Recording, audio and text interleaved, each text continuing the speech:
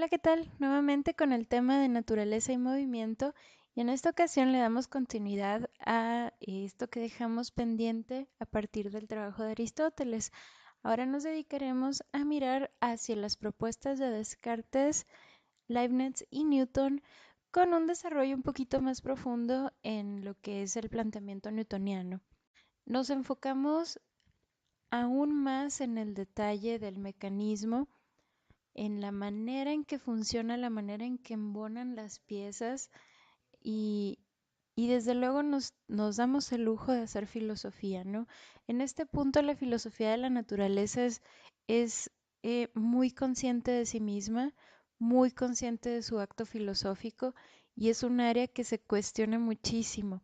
Entonces no nada más nos vamos a estar preguntando qué es la naturaleza, sino encima va a haber debates en torno a cómo hacer filosofía.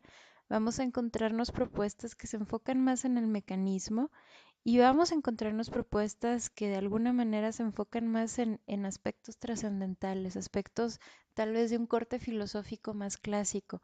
Y en este momento se empieza a cuestionar de qué manera podemos integrar todo esto, de qué manera realmente podemos hablar de la naturaleza, de qué manera realmente podemos accesar un mecanismo. Y si queremos explicar un mecanismo a partir, digamos, del dato empírico, de la experiencia, de lo que sea que haga la ciencia, pues ¿qué caso tiene hacer filosofía? Si ya lo está explicando el dato empírico, ¿para qué necesitamos cuestionarnos estas cuestiones fundamentales? Eh, eh, Todas esas preguntas van a estar de alguna manera impresas en el tratamiento que vamos a darle a la naturaleza en esta época. Entonces las respuestas, o bueno, el intento de respuesta que vamos a estar viendo va a centrarse no nada más en responder qué es la naturaleza, sino qué acceso mismo tenemos nosotros hacia ella, ¿no?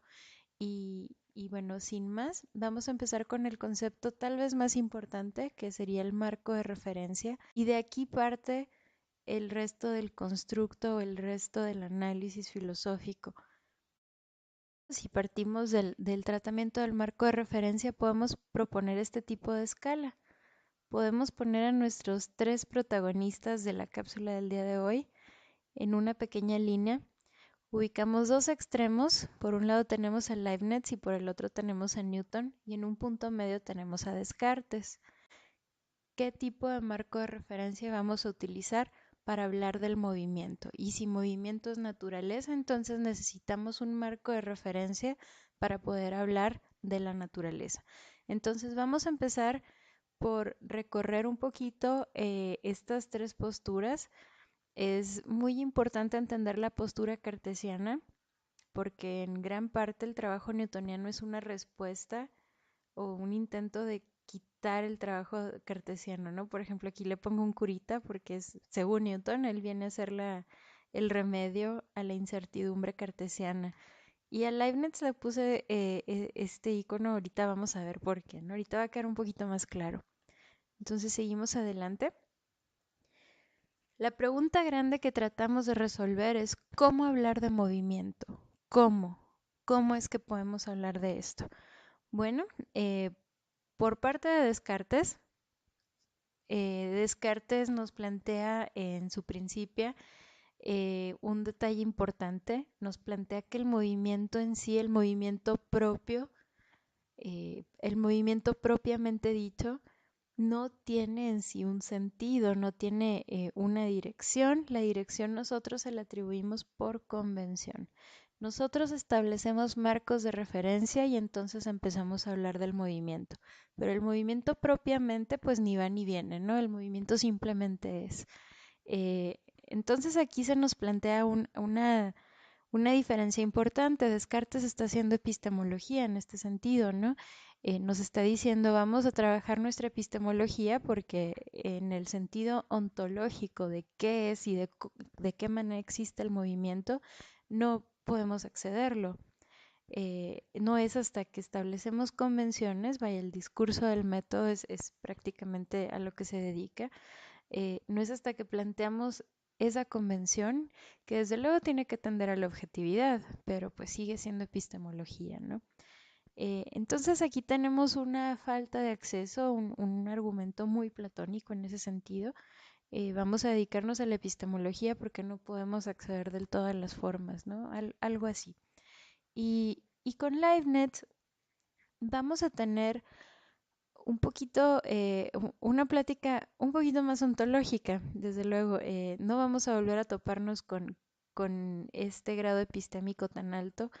Y Leibniz regresa a la ontología, pero acepta un cierto relativismo, así como nos plantea Descartes, ¿no? Pues es que depende de cómo nos pongamos de acuerdo.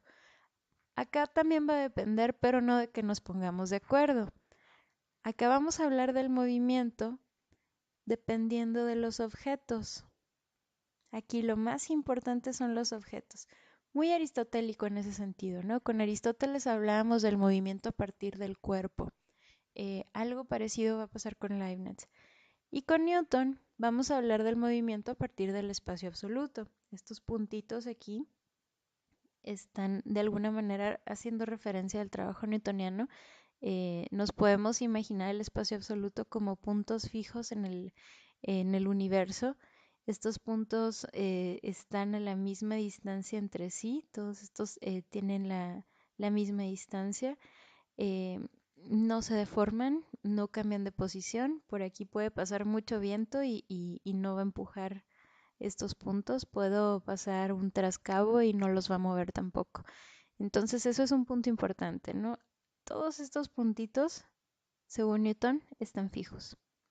Y gracias a esos puntitos es que yo puedo hablar de este tipo de trayectoria.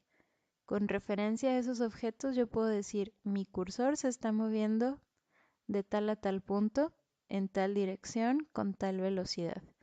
Entonces, si naturaleza es movimiento, aquí lo que está pasando es que yo puedo hablar de la naturaleza gracias a esos puntos fijos. Acá puedo hablar de naturaleza gracias a los objetos y acá pues lo voy a intentar a partir de la convención, pero no me va a salir muy bien. Vamos a estar de acuerdo en que el movimiento ocurre en el espacio y vamos a estar de acuerdo en que el movimiento ocurre en el tiempo. ¿Por qué? Porque el movimiento requiere un lugar en donde se pueda mover de un punto a otro el objeto que se está moviendo. Y en el sentido del tiempo, bueno, si estamos hablando de movimiento, estamos hablando de una progresión de eventos. eh, y en ese sentido ya hablar de movimiento implica hablar de una noción temporal. En esto estamos de acuerdo, no importa qué tipo de marco de referencia tengamos. Hasta aquí no ha habido un problema fuerte en tanto espacio y tiempo. Más adelante lo va a haber. Pero de momento, no importa si somos cartesianos, leibnizianos o newtonianos, vamos a estar de acuerdo en que existe el espacio y existe el tiempo. ¿De qué manera es lo que vamos a estar en desacuerdo? Pero de momento podemos decir que estos son puntos neutrales. Si decimos que el movimiento está en el cuerpo, muy seguramente tenemos un recuento relativista, porque estamos diciendo que dependiendo del cuerpo se produce el movimiento. Estamos partiendo en referencia al cuerpo. Pero luego nos topamos otro tipo de recuento. Por este extremo nos topamos el recuento que le echa la culpa a una causa externa, no al cuerpo. Por ejemplo, aquí en este cuadro amarillo estaría Aristóteles. Acá no. Si recordamos, Aristóteles nos decía que los cuerpos tienen esa propiedad intrínseca del movimiento. Acá no. Acá el movimiento es algo extrínseco. Pero bueno, no importa qué tipo de movimiento estemos asignando, ya sea afuera del cuerpo, que provenga fuera del cuerpo o que provenga desde el cuerpo, todo movimiento requiere un marco de referencia. Cuando hablamos de Newton, decimos que tenemos un espacio absoluto, un espacio de puntitos fijos y aquí surge un detalle interesante, ¿no? Por ejemplo, voy a leer esta cita que proviene del texto Una breve introducción a la filosofía de la ciencia. El autor es Samir Okasha y les leo la cita. Recordemos que para Newton, en cualquier instante, cada objeto del universo tiene una posición definida en el espacio absoluto.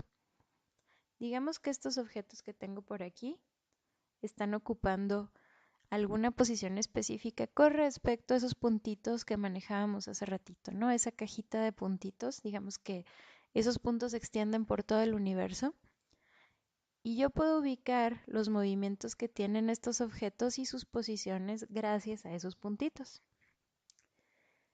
Leibniz, que es este señor que tenemos aquí en medio, Leibniz nos pide que imaginemos dos universos diferentes conteniendo exactamente los mismos objetos. Entonces vamos a imaginarnos este conjunto de objetos eh, y otro idéntico, otro digamos de este lado, así con este mismo tipo de distribución, los mismos objetos, nada más doble, ¿no? Un universo acá y otro universo paralelo, por así decirlo.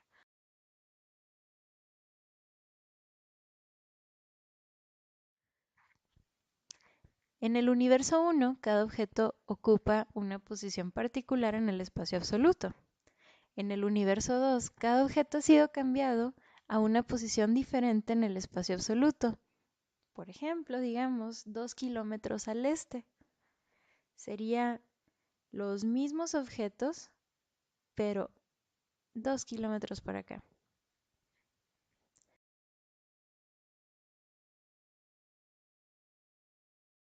No habría manera de decir que estos universos difieren.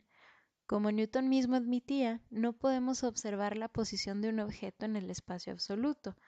Todo lo que podemos observar son las posiciones de unos objetos relativos a otros objetos, y éstas permanecerían invariables. Para todos los objetos ha habido el mismo cambio. ¿Cuál es el cambio? Los 2 kilómetros al este. Entonces digamos que tenemos este universo y el otro universo donde tenemos exactamente los mismos objetos, pero ubicados 2 unidades más para un lado. Si vemos estos dos universos desde lejos, los vamos a ver idénticos.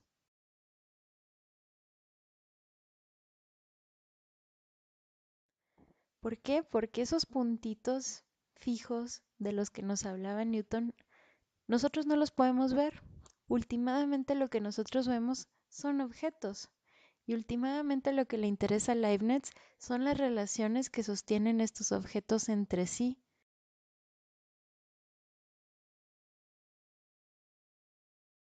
El movimiento que se representa a partir de ellos y el movimiento que se efectúa a partir de ellos.